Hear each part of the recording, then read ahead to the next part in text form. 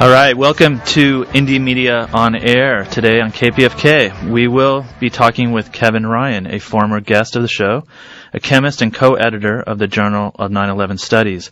Kevin is co-author of a recent groundbreaking scientific paper published in the Open Chemical Physics Journal at Bentham Open, which is a mainstream peer-reviewed scientific journal. This paper is groundbreaking because it demonstrates quite clearly, with all the scientific clarity and precision you would expect from the scientific community, that the dust from the World Trade Centers contained an unreacted thermitic material incorporating nanotechnology that is highly explosive in nature. Translation: this looks like the fingerprint that people have been searching for, given the hypothesis that the buildings were brought down by explosives. Now, people might wonder why this is considered relevant today, over 7 years later.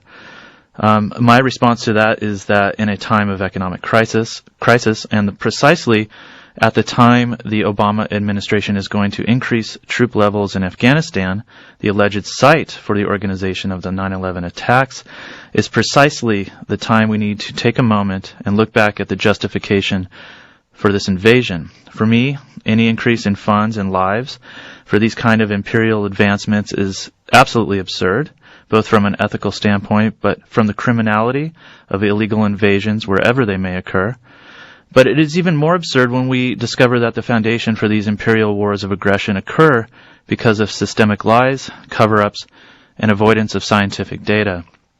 Now, what this scientific paper suggests to any serious researcher is that high explosives were used to bring down both World Trade Center towers. To maintain the fallacy of the official explanation for collapse and the larger story of 19 hijackers in Afghanistan, in my opinion, is going to require a serious scientific response to this paper, devoid of the usual ad hominem attacks often associated with media personalities from the left and the right. In other words, the results of this paper are staggering and should be confronted with the seriousness in the context in which this original tragedy occurred. If there was any legitimacy left within the for-profit news organizations, this story would be front-page news.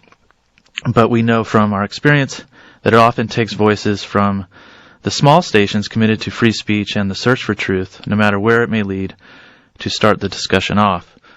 So I'm very happy to have Kevin Ryan on the show today on KPFK and to discuss the results of this paper. A few words about the paper before we begin. The title is called Active Thermitic Material Discovered in Dust from the 9/11 World Trade Center Catastrophe.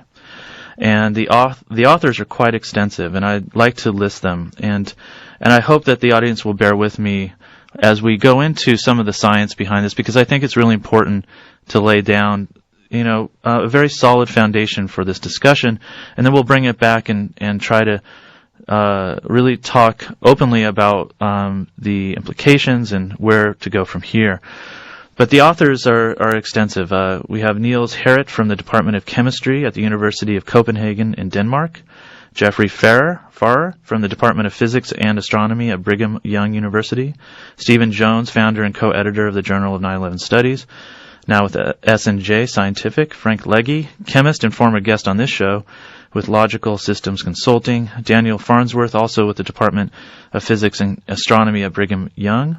We have Greg Roberts, Architects and Engineers for 9/11 Truth, James Gorley with the International Center for 9/11 Studies, Bradley Larson with S&J Scientific, and of course Kevin Ryan, our guest today, with the 9/11 Working Group of Bloomington. For those that would like to download this paper as we discuss it, please go to the following address. It's bentham.org, just like it sounds, bentham.org/open/openaccess2.htm. That again is bentham.org/open/tocpj/openaccess2.htm. I know that's a long URL, but it'll be good for the archives for people who want to come back and get it. If that link, if you couldn't write that down, you can go to 911blogger.com, and it's the actual link to the paper is posted there today on the front page. And there's other sites that you can do a search for the title. And also, we'll be taking listener calls for shortly after the half-hour mark, so please be ready to call in at 818-985-5735, 818-985-5735.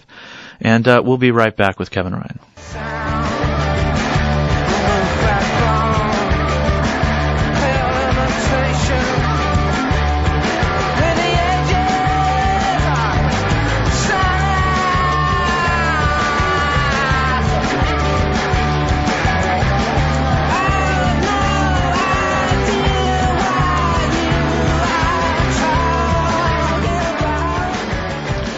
Kevin Ryan is co-editor and co-founder of the Journal of 9/11 Studies, which is a peer-reviewed open access scientific journal dedicated to studying the issues surrounding the events of 9/11.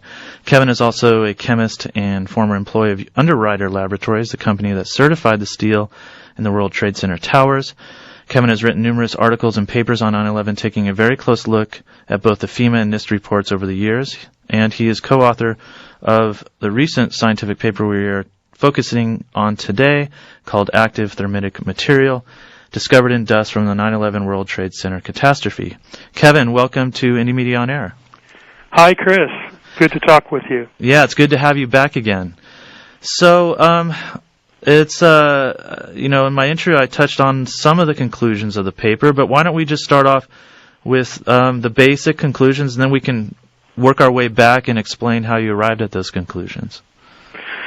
Okay, the conclusions basically are that we've discovered these red-gray chips in World Trade Center dust, and we've examined quite a few of these samples of dust now from independent collectors in New York City, and the red portion particularly of these red-gray chips is unreacted thermitic material, and it's highly energetic. So that's the basic finding, is that we found this highly energetic material, essentially an explosive incendiary material, scattered throughout the World Trade Center dust.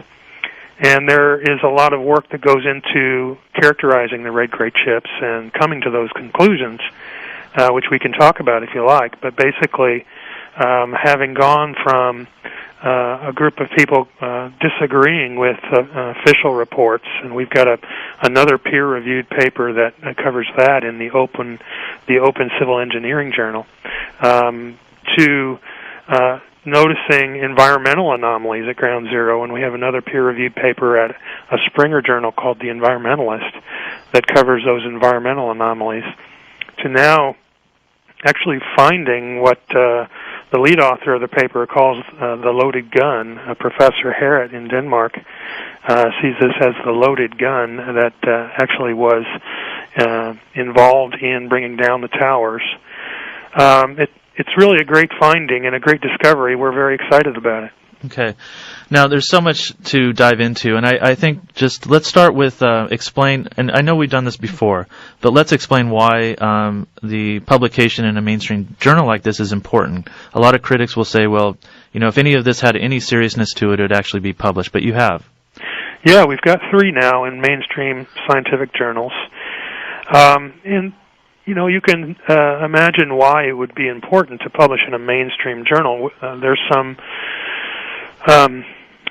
sense of acceptance by the mainstream scientific community that way. So when we have peer-reviewed papers accepted and published in these journals, then we've shown that the ideas that we're espousing here, the questions we're asking, are accepted by the mainstream scientific community.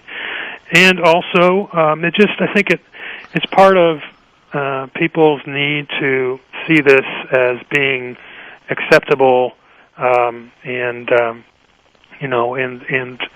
essentially approved by authority. And so certainly it has been that this line of questioning is very much approved by the scientific community through these papers, and interest is growing quite a bit.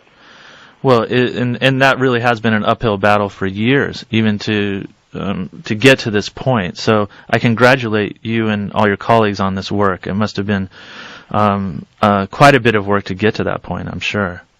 It really is, and I wasn't trained as a research scientist. I'm an industrial scientist, a chemistry laboratory manager, and have been for 20 years. But these colleagues of mine are very precise and exacting research scientists, several PhD